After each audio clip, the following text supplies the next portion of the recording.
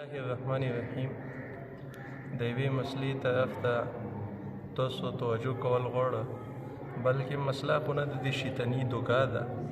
نن سبا په میسیجونو کې دا خبره ډېره زیاته وایرل شوله چې کوم کسان د روژې په اخري جمعې کې د 4 رکعاته نفل یو مخصوصي طریقې سره مخصوصو صورتونو ذکر وکړي کوي.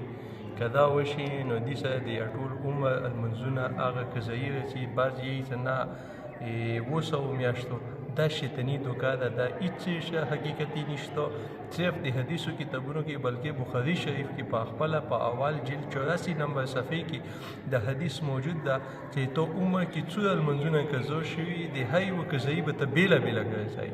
دا شیطاني دوکه دین ځانونه وساتئ، دې په ځای صلات تسبیح وکړئ یا نور نوافل وکړئ.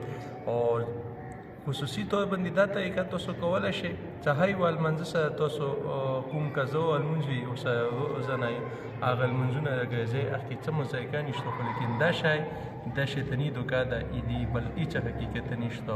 جزاک الله واحسن الجزا.